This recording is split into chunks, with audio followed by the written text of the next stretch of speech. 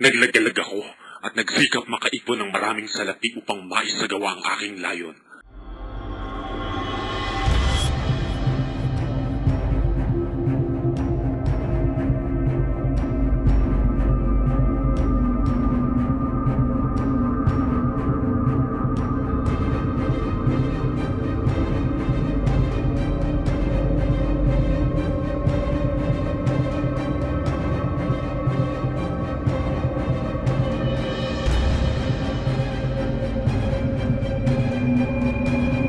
Kayo ba'y nasisiyahan? Maaari na ba tayong magsimula? Madali na. Napakabagal namang tao nito. Kung gayoy, magsiupo na po. Mga kaginoohan, minsay dumalaw ako sa piramide ni Khufu, ika-4 na libi ng mga paraon. Amoy bangkay! Kamoy ng 4,000 taon! Mga ginoo, sa pamamagitan ng isang salita'y bubuhayin ko ang sandaot na abo. Eremos, Esfinge, ipakilala mo sa mga naririto kung sino ka. Ako'y si Imutis.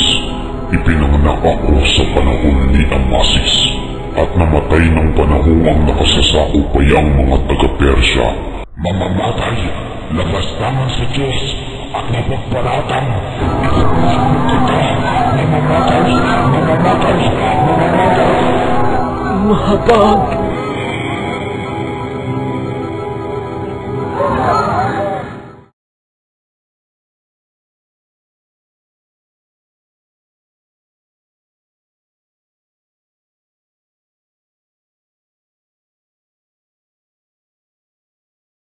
Nang makauwi si Placido sa tinutuluyan niyang bahay kasera, nadatnan niya ang inang si Kabesang Andang na naghihintay sa kanya. Lumuwas ito upang mamili, dalawin ang anak at dalhan siya ng kwalta, pindang na usa at mga sutlang panyo.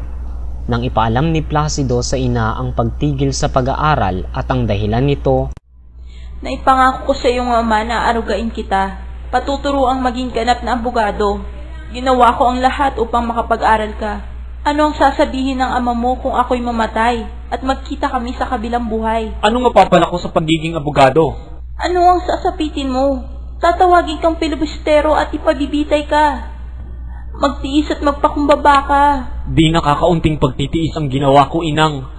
Marami ng buwan ang aking pagtitiis. Magpapatulong ako sa prokurador ng mga Agustino upang lakarin na mapawi ang pagkagalit ng mga Dominikano sa iyo. Tatalo na muna ako sa dagat o kaya'y manunulisan na muna ako bago bumalik sa universidad.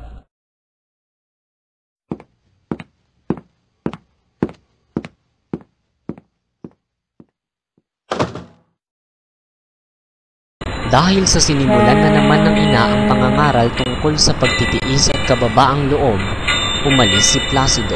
Hindi na kumain ng kahit ano at tinungo ang daungang himpilan ng bapor.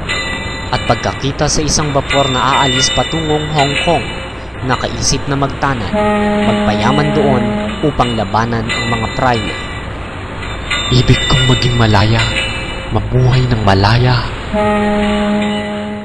Namataan ni Placido si Simon sa perya. Kinausap niya ito. Ibig ko po sanang mangutang ng loob. Mayroon po lamang akong sasabihin. Nais kong magtungo sa Hong Kong. At bakit? Nang hindi sumagot si Placido, minarapat ni Simon na isama sa Kalye Riz ang binata. Nang makababa sa karwahe, iniwan ni na Simon at Placido ang daan at nagsuot sa palikaw-likaw na landas na nasa pagitan ng ilang bahay. Namangha si Placido nang makitang sanay na sanay maglakad doon ang mag-aalahas. Nakarating sila sa malawak na bakuran na may maliit na dampa na naliligid ng mga puno ng saging at puno ng bunga. Pagkatapos kumatok ni Simon, Ginoo! Nariyan na bang pulbura? Nasa mga sako, hinihintay ko na lang ang mga bumbong. At ang mga bomba? Nakahanda na ang lahat. Mabuti, maestro. Lumakad ka ngayong gabi at makipag-usap sa tinyente at kabo.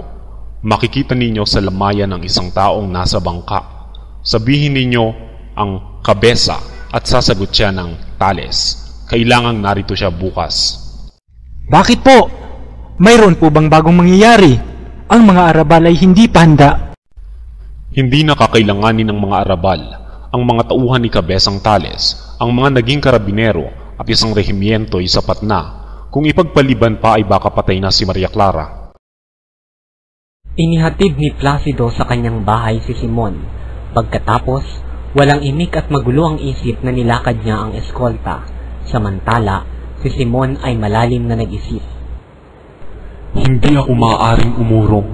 Ang gawain ay matatapos na at ang tagumpay ko ang siyang magbibigay katwiran sa akin. Kung tumulad ako sa inyo, marahil ay wala na rin ako. Sukat na ang mga pangarap, ang mga maling akala, apoy at patalim sa bulok na kanser, kaparusahan sa masasamang hilig.